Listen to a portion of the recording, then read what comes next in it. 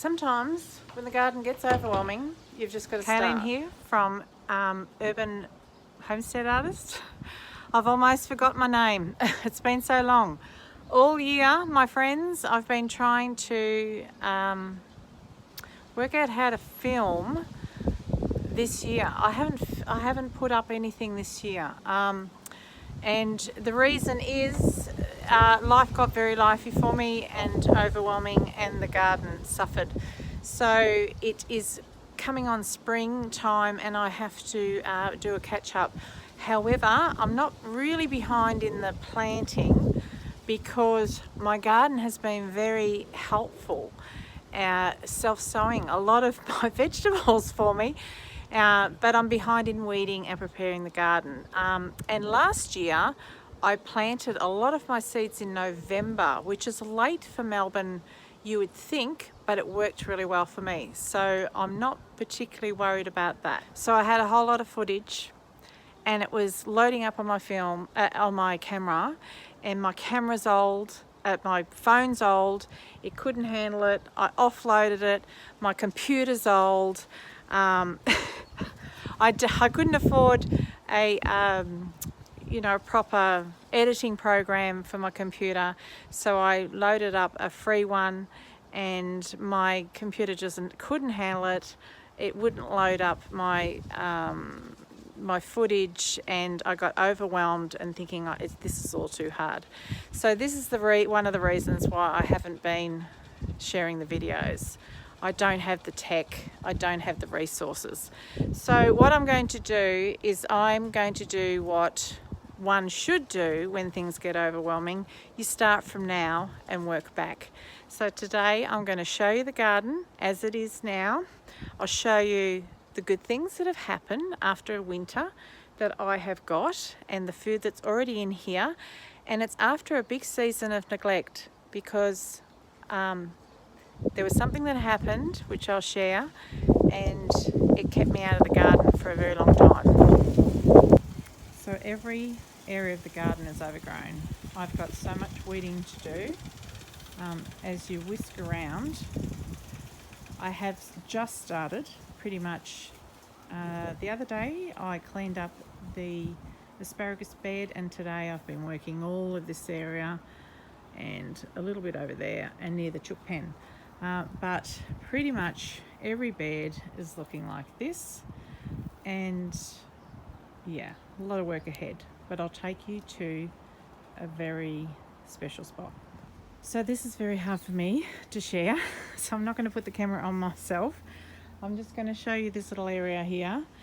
This was where our compost pile was, and we moved the big compost bins out. I was growing potatoes here, but I have moved an avocado tree here because it is sitting right on top of where I had to bury my fur baby.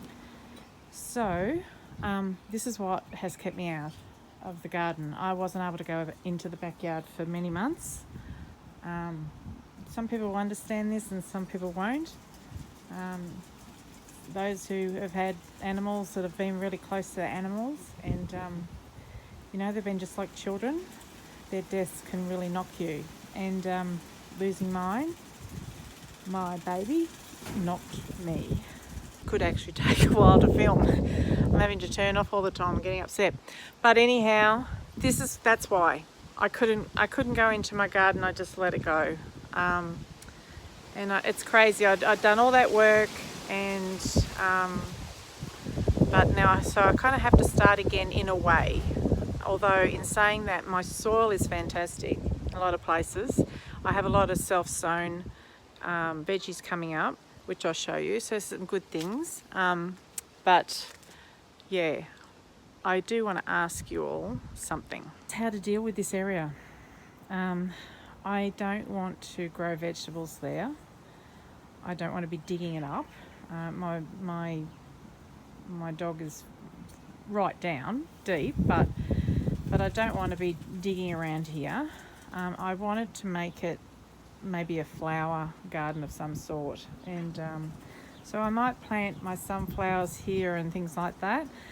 Today I did plant a beautiful hydrangea that I'd bought last year, and it's really pretty and it's resprouting, so I've popped that in there. The potatoes are trying to grow back here, but yeah, just some ideas of what to plant there would be great.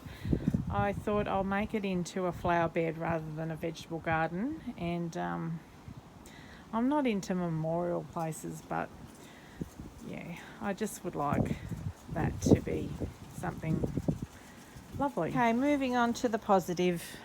So I'll just show you some areas that you might have been familiar with if you've been watching my videos. And this is the last bed that we moved the compost in onto logs and things. It's sunk quite a bit. We planted potatoes in here, and I haven't even dug them up. We've pulled some of them out, but a lot of them have been dug up by animals, you know, so we've got some green potatoes sitting on the top, so they're actually regrowing themselves. I had pumpkins sprout up, which I grew up over this support that I put in. We ate a really big, beautiful pumpkin off there, but we didn't get a lot of pumpkins. By the time I come back from holidays, they had rotted, the ones that were left behind. So yeah, so look, so the animals are, the critters are finding the potatoes, but yeah, so we've got lettuce self-sowing over here. This is where I've got my grapevines, and we have tomatoes. This was a very difficult area to keep under control. I've got this horrible noxious grass that just keeps on coming in from there, and it beats me every time, which is really frustrating. So I'm trying to keep it at bay so it doesn't continue, but I'm fighting that battle a lot. So all of this needs to be cleaned up. I have beans growing here. They're all finished, but the strawberries are just going berserk. I think that's mustard. I can't remember, but it's a brassica of some kind. See all the seeds. Now I think this was possibly the lettuce that was growing above in my veranda. That has floated down and all growing here, but that's good. That's growing by itself. What else has self-sown? Let me see. Weeds. This bed, which I've been weeding today, the beetroots. I've got little baby beetroot plants hiding amongst here. I haven't finished weeding, but little baby beetroot plants that have self-sown from allowing one to go to seed and just stay here. I've got a cabbage. The cabbage was finished and it's growing more foliage on it. I mean, that's all edible, so I've let that go. This is crazy. These are good value if you've got chickens. This is walking stick kale. So it's a tree kale. And I grew these from seeds, and they're maybe 2 meters high now, and I keep just pulling the lower leaves off and feeding them to my chickens so they have fresh greens, and they absolutely love them. And I've got a few in the garden growing, and see how thick the stalk is. But the incredible thing about this one is I had one in a little pot, and I thought I'll get to that, I'll plant that somewhere. It's actually still in the pot. Look at that. It's still in this little pot, and it's grown through the pot into the roots it's grown through into the garden. But it's in that pot. Like, it's grown over here, it's lent on that, and it's kept growing and growing and growing. So quite a robust plant. Another plant I was happy I grew was a salad burnet, and that tastes like cucumber. The leaves taste like cucumber. It's really delicious. It has been a really robust plant. Comes back. I get these little very shiny, pretty blue, let's see if I can get them for you, blue beetles. Hang on, focus in. There's one mating for you. these blue beetles that that get on it, but they don't seem to any damage. So yeah, it just keeps growing. They do whatever they're doing and then move on. They're all down here. Look, they're just the most shiny blue metallic colour. If anyone knows what they are, I'm interested. I have no idea what they are. My poor Babaco, tropical plant, grew a lot of fruit, and one by one the plant is just dropping them. The plant's dropping them. All its foliage burnt off, and I think it's trying to recover.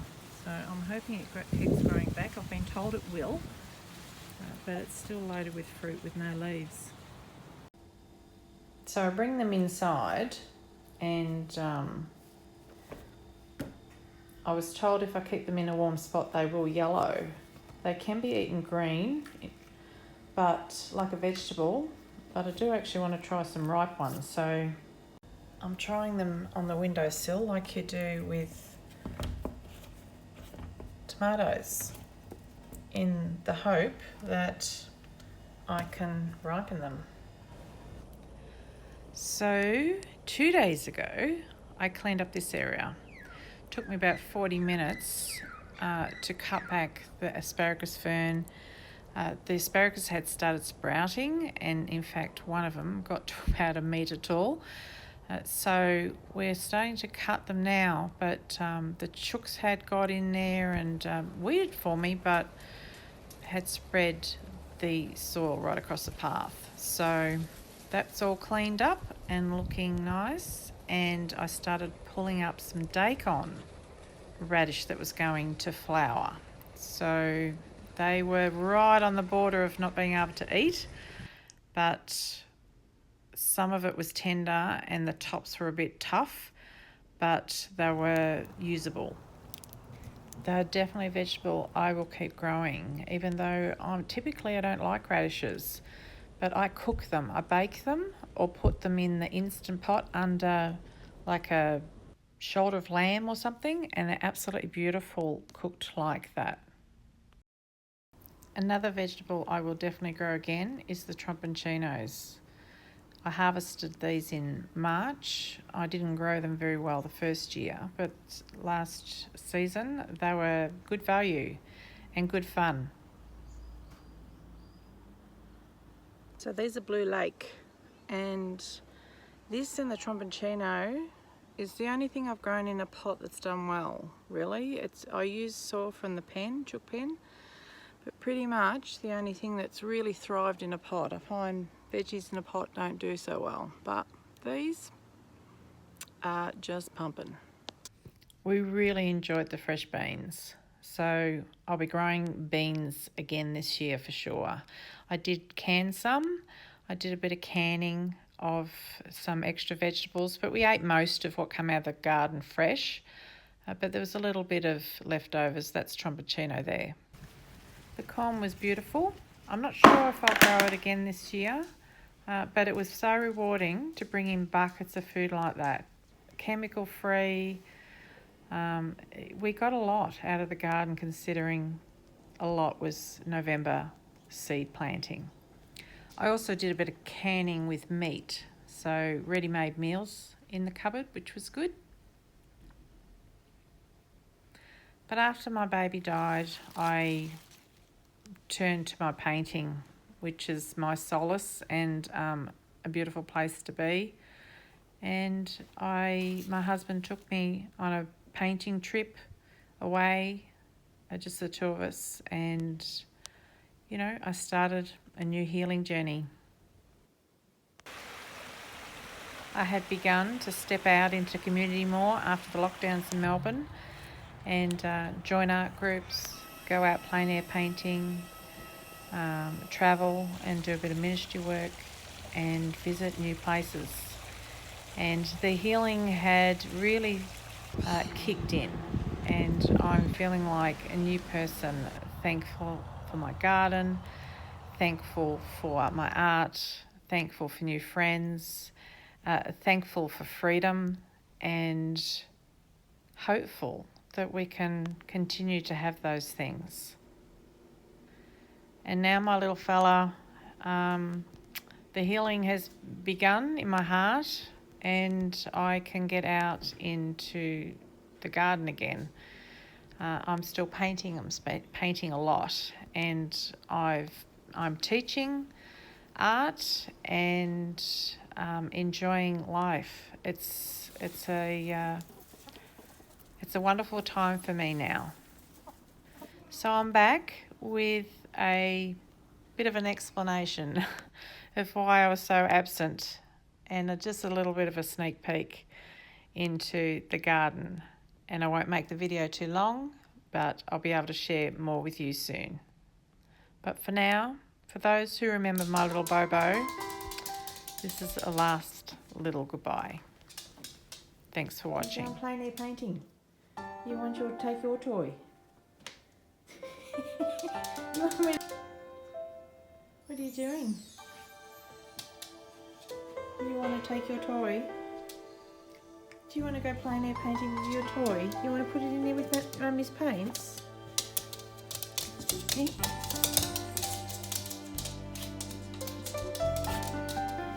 All right. We'll take your ball with us this time.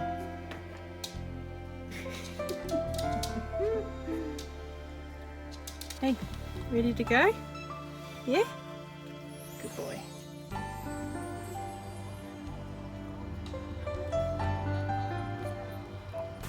Bit wet, buddy? You helped me round up the chooks, didn't you? Oh, buddy, look at you.